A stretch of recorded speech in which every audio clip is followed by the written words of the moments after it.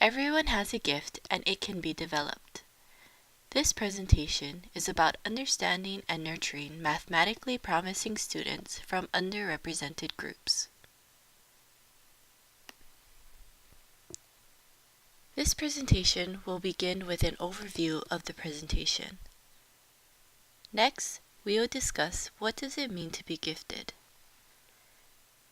Next, we will discuss gifted Indigenous students. Then we will review developing gifted talents.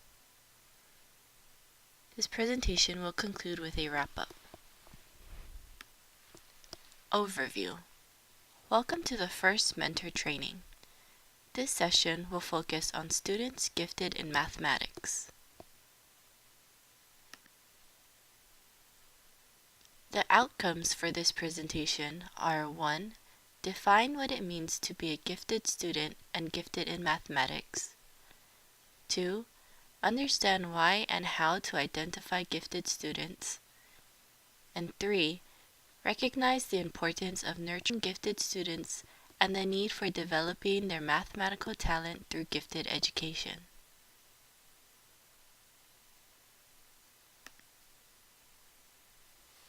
In this part of the presentation, we will define what it means to be gifted. Questions to consider. What do you think a gifted student is? What images come to mind when you think of gifted students? Or what words come to mind when you think of gifted students?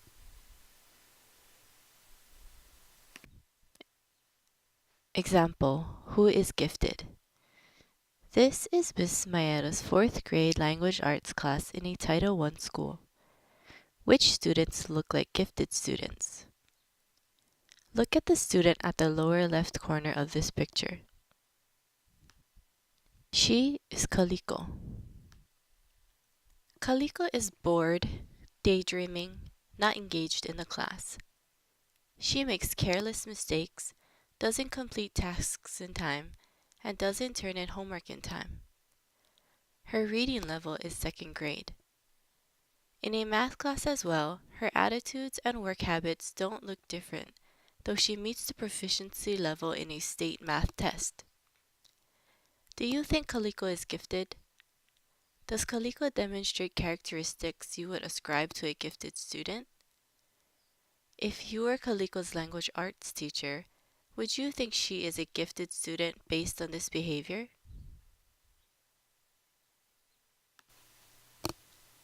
However, how is Kaliko like outside of language arts?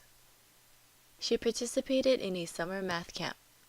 She was enthusiastic, engaged, collaborative, and highly committed in a math problem solving. She showed a high level of analytic thinking and contributed to coming up with a creative solution to real-life, community-based problem with her team as applying mathematical procedures and thinking. She and her team won a gold medal at a math competition at the end of the summer camp. Her math level turns out at the 7th grade with an above grade level math test. Now does she look like a gifted student to you?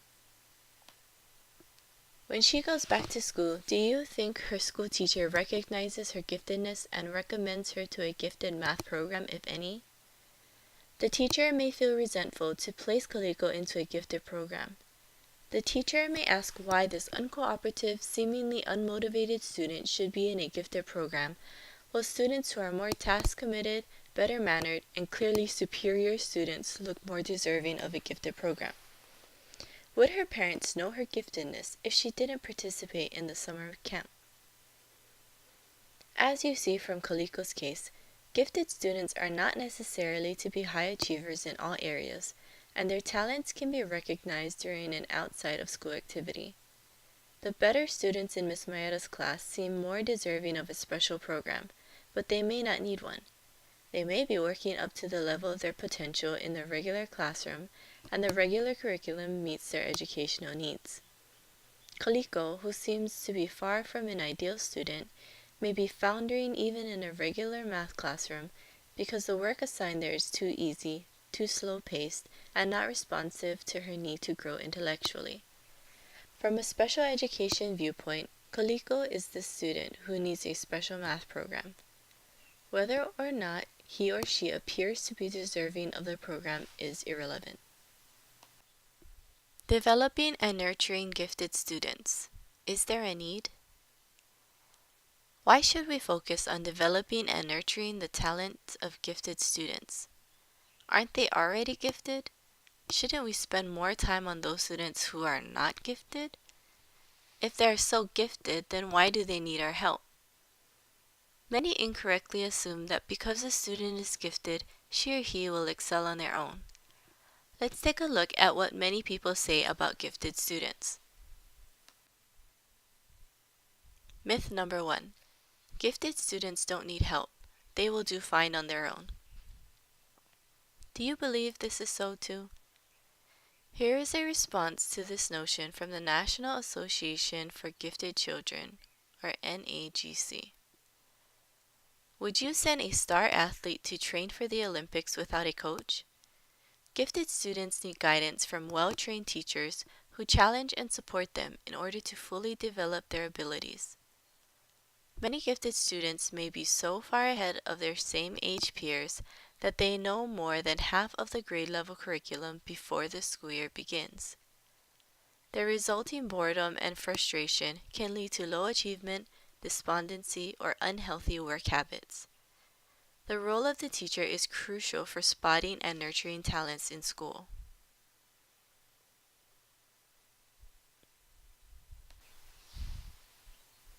Myth number 2. Teachers challenge all the students, so gifted students will be fine in the regular classroom. Here is the response from NAGC. Although teachers try to challenge all students, they are frequently unfamiliar with the needs of gifted children and do not know how to best serve them in the classroom.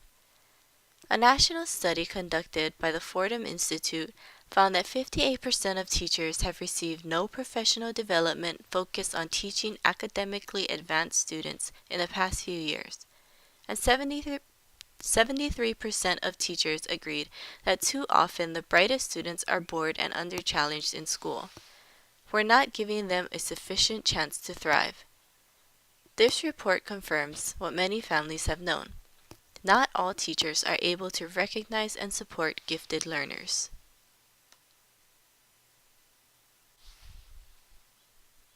Myth number 3. That student can't be gifted. He is receiving poor grades. NAGC responds to the notion as follows. Underachievement describes a discrepancy between a student's performance and his actual ability. The roots of this problem differ based on each child's experiences. Gifted students may become bored or frustrated in an unchallenging classroom situation, causing them to lose interest, learn bad study habits, or distrust the school environment.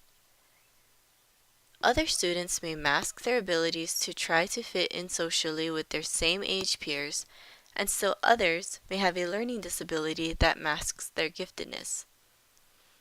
No matter the cause, it is imperative that a caring and perceptive adult help gifted learners break the cycle of underachievement in order to achieve their full potential.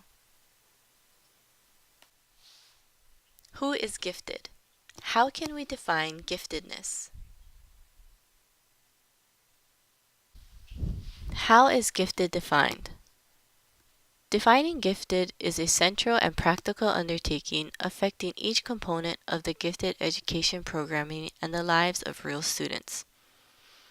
The word gifted is used variously by people in a different contexts and at different times. There are multiple words indicating gifted individuals, such as genius, brilliant, excellent, outstanding, eminent, expert, precocious, prodigy, talented, etc. Most people would informally define giftedness in terms of intellectual abilities. However, the field of gifted education has produced a multiplicity of formal definitions, nearly all of which go well beyond the simple equating of giftedness with scholastic aptitude or IQ. Giftedness is a social construct, not a thing or a reality to discover. It does not mean that giftedness does not exist. It means that it exists not in a single form, but in multiple forms. Giftedness is multidimensional, assessed in multiple ways with multiple sources, and determined by interaction of environment and genetics.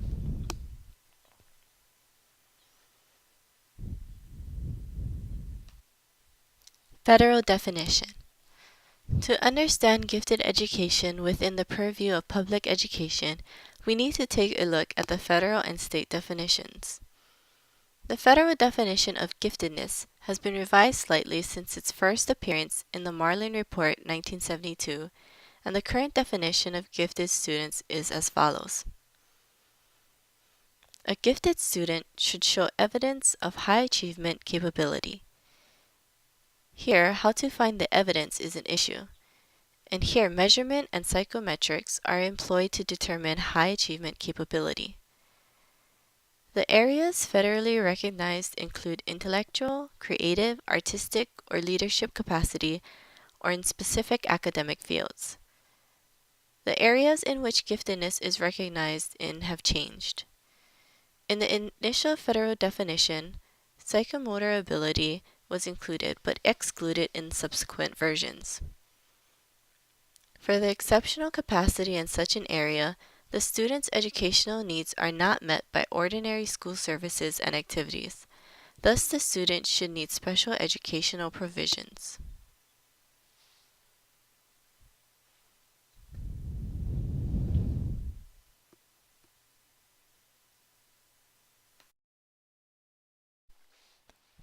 The State of Hawaii definition. It is not required to use the federal definition of giftedness, so states and districts can have different definitions. The State of Hawaii defines gifted students as follows.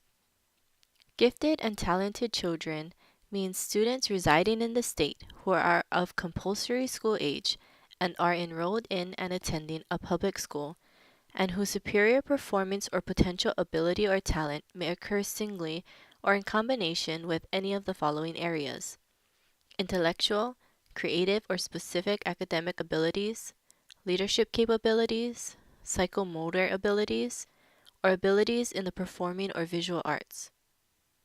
Compared to the federal definition, other areas are same, but the state definition includes psychomotor abilities. The domain includes physical movement, coordination, and use of motor skills, the ability to use sensory cues to guide motor activity, mental, physical, and emotional readiness to act, speedy and accurate performance, modifying movement patterns to fit special requirements, and creating new movement patterns. The State of Arizona definition. Arizona State defines gifted students as follows. Gifted pupil means a child who is of lawful school age, who due to superior intellect or advanced learning ability or both, is not afforded an opportunity for otherwise attainable progress and development in regular classroom instruction, and who needs appropriate gifted education services to achieve at levels commensurate with the student's intellect and ability. It emphasizes special educational needs for students to be eligible for gifted education. CNMI public school system doesn't provide a clear definition of gifted students in education, though it does recognize a few gifted or enrichment programs such as Upward Bound and Close Up, Math Counts, and Academic Challenge Bowl. Project Beam Kapilina no Eo definition. We intentionally use the term promising instead of the conventional labels such as gifted or talented to broaden the participation of underrepresented groups of students. In identifying promising students as attending to the pragmatic and moral aspect, rather than using the scientific imperial criteria for judging giftedness, this project aims to understand how Indigenous and Hispanic students have potential in math and what their needs are to fulfill the potential. Mathematically promising in this project is defined by the advanced level of math achievement, outstanding real-world math application skills, enrollment in a gifted math program or club in middle school, completion of advanced math classes in middle school, and entering into high school STEM honors certificate program.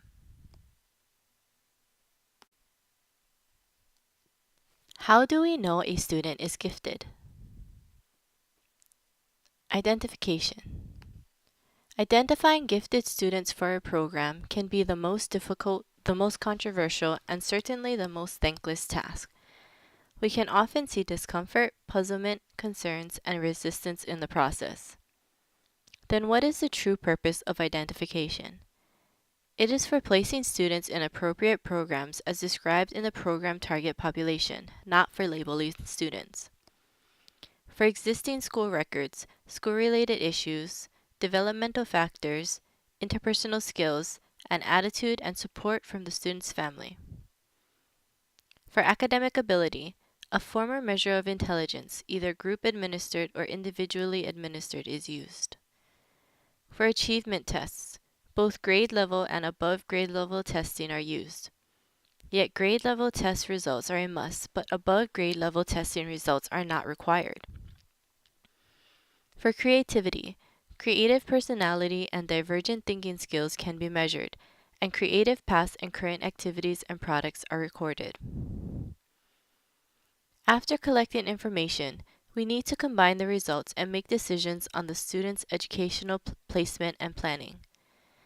Many educators prefer to use the Iowa Acceleration Scale or the Baldwin Identification Matrix to reduce the data into a single index. Then the index is used to rank students from highest to lowest for screening. However, other researchers argue against the use of matrices for several reasons. One, the final index is conceptually and psychometrically uninterpretable. For instance, a student's final index score is 45. What does this number mean? When it is compared to another student's final index score of 50, of what quantity would this be an increment of 5?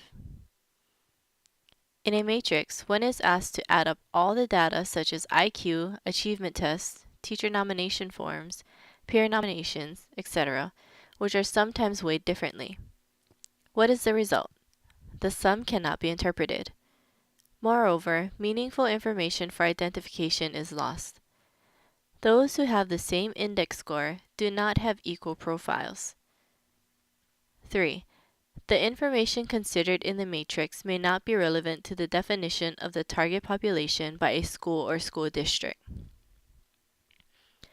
Instead, educators should look at each score and rating individually and place into the candidate pool any student who reaches a cutoff on a single instrument. This is preferable because screening involves the search for any likely candidate, whether that student reveals himself or herself on tests, grades, ratings, or products. Especially when the student body is diverse in terms of ethnicity, culture, social class, or language used at home, it is necessary to look at profiles, not global indexes.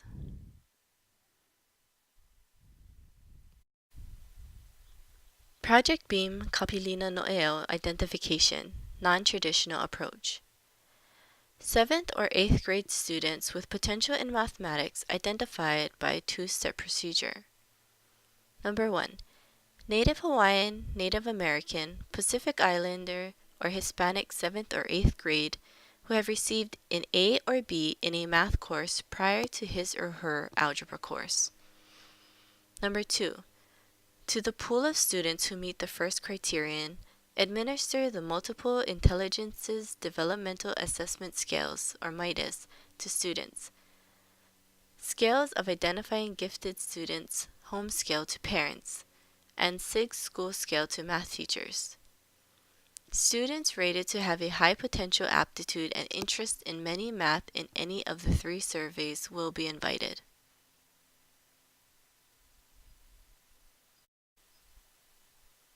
What are the characteristics of mathematically gifted students?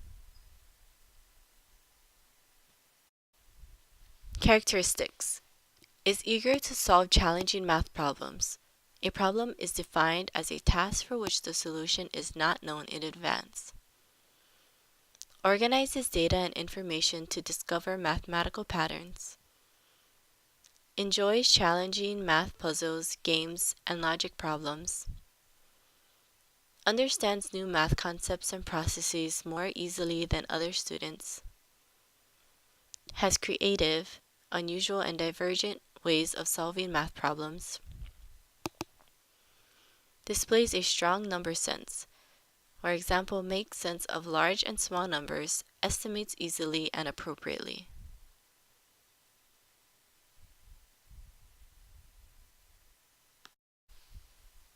Characteristics continued.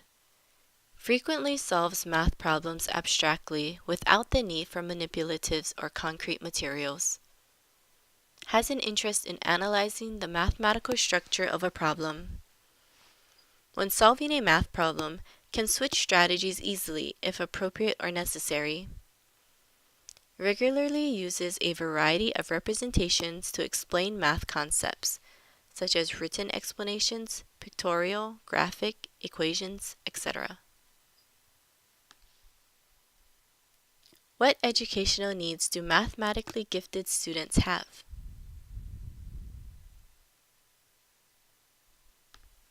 Needs of mathematically gifted students neglected in a regular classroom. Oftentimes, regular curriculum is insufficient in depth, breadth, and pace to meet the needs of the gifted. Most teachers make only a few minor curriculum and instructional modifications for mathematically gifted students. The current emphasis on standardized testing exacerbates the condition. Schools focus on basic skills instruction and drill to assure that all students will meet a certain proficiency level on these tests, believing that gifted students would take care of themselves. The U.S. standard curriculum teaches many subjects considerably later than in other countries. For instance, algebra and geometry are most often taught at grades 9 and 10 in the U.S., 2 years later than for students in Japan, Singapore, Ireland, and Canada.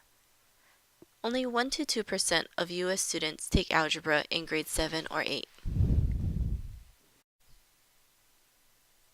In this part of the presentation, we will discuss gifted Indigenous students.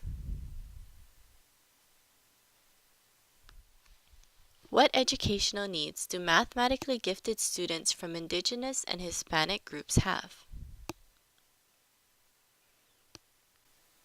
Underrepresentation of Indigenous and Hispanic students in gifted education. According to the National Center for Education Statistics, while about 7.6% of white and 13% of Asian students were enrolled in gifted education, only 4.6% of Hispanic and 5.2% of Native American Alaskan Native students were enrolled in such programs. The percent of Native Hawaiians was not reported, and the number of Pacific Islanders was reported with Asian students, despite different characteristics and outcomes for the two groups. In Hawaii, while Native Hawaiians and Pacific Island students consist of 32% of total student enrollment, only 18.2% of students in gifted programs are Native Hawaiians or Pacific Islanders. In Winslow Unified District, Arizona, adjacent to the Diné Navajo Nation, where 22% of total students enrolled is Hispanic and 53% is Native American, only 2% of Native American or Alaskan Native students and 4.3% of Hispanic students are enrolled in gifted education, contrasted with percents of whites, which is 9.2%, and Asians, which is 8.3%. The percent of CNMI students enrolled in gifted education is not available in the government report, but CNMI public school system recognizes a few gifted or enrichment programs.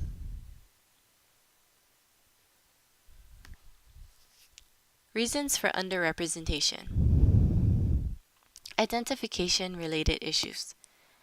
Many schools emphasize aptitude or test scores, oftentimes culturally biased, and overly rely on IQ scores rather than multiple criteria. Teacher-related issues. Lack of cultural competence, math content knowledge, and teaching experiences of teachers. Lack of role models and lack of mentors. Culture-related issues. Many Indigenous and Hispanic students are raised with a cultural norm to feel it is unseemly for an individual to draw too much attention to oneself. This norm calls for one to be humble and not show off one's abilities. That cultural environment discourages them to actively demonstrate their excellence in the classroom activities, which can negatively affect teacher nomination. Even if identified, they often leave the program for the lack of cultural peers and culturally competent teachers. They do not feel belong and feel lack of appropriate support.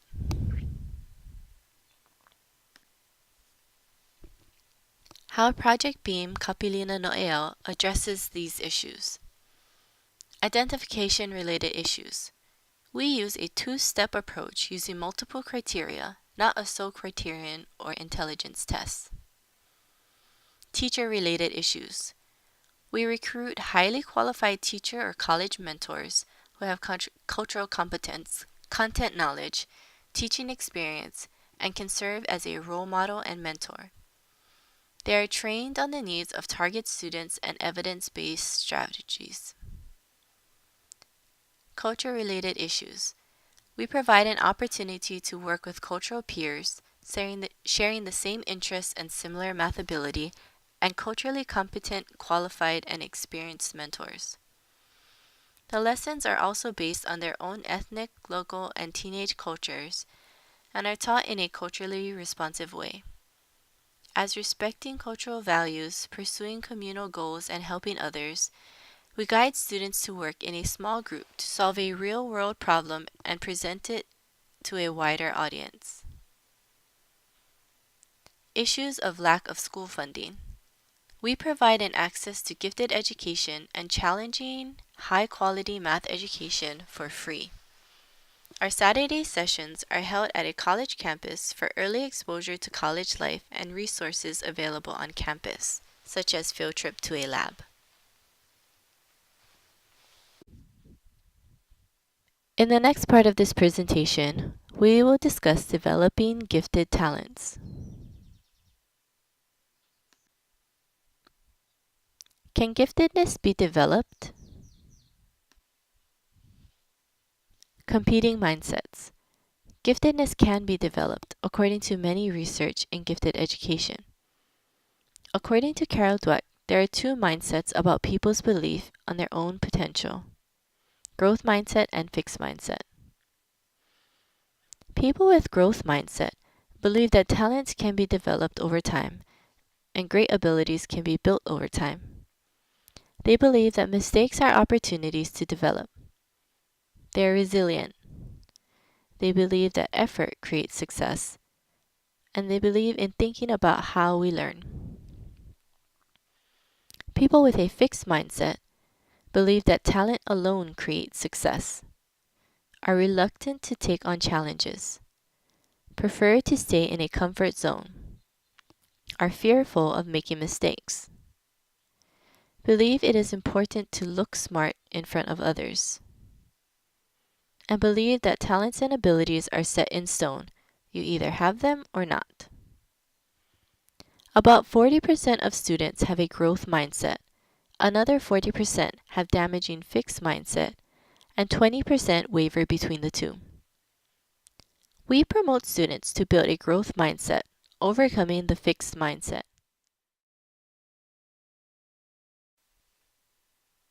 How can we nurture the mathematical talent? In Project Beam Kapilina No'eo, we build a mathematical mindset community. In this community, teachers and students believe everyone can learn math at high levels.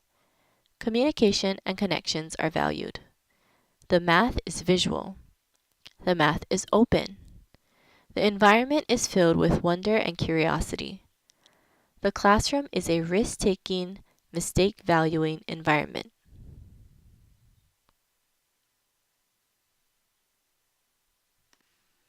We will also promote a mathematical growth mindset as praising effort and strategies, formative comments that emphasize effort and application, building robust self-confidence, spending time developing intelligence and ability, giving students a strong voice in the learning process and a sense of purpose, providing constructive criticism, and placing importance on learning rather than grades and levels.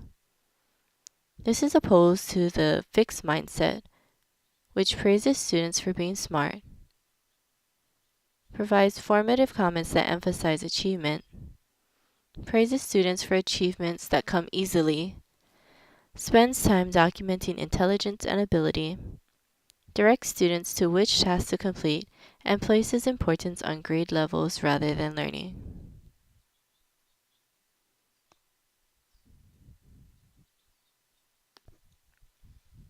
Multiple evidence-based teaching strategies of Project Beam Kapilina No'eo.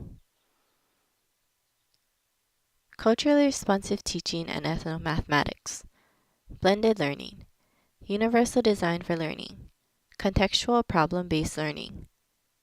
These 4 strategies will be covered in the next sessions. Differentiated instruction. Mathematically promising students are not a homogeneous group. Among the identified students, they can have different levels of understanding and skills. To address this, for each hands-on activity based on a pretest, students will learn different levels of math concepts while still doing the same activity in an inclusive classroom environment. Math project development based on Renzulli's enrichment triad model. Project Beam Kapilina No'eo students will also develop a math project in a small group or alone. The process follows Renzulli's enrichment triad model. As you see in the picture, the model includes 3 types of enrichment. Type 1 enrichment.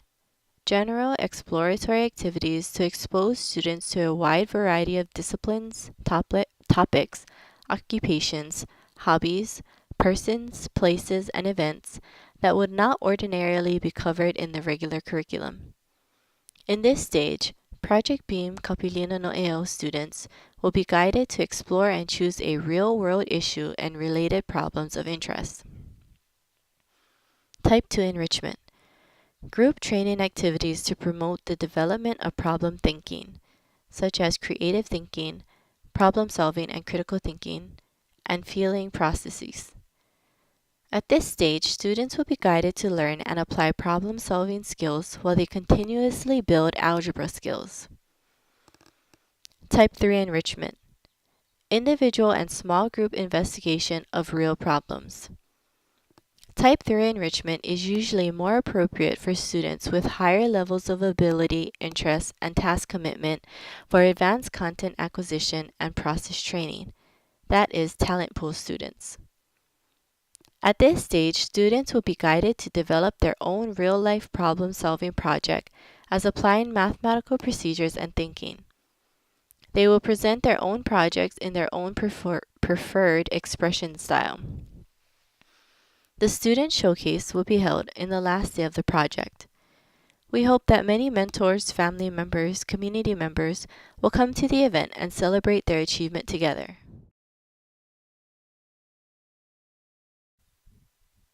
We will conclude this presentation with a wrap-up. Thank you for viewing this presentation on gifted students. Our next presentation will be on culturally responsive teaching. Math and My Culture, a culturally responsive approach to teaching math.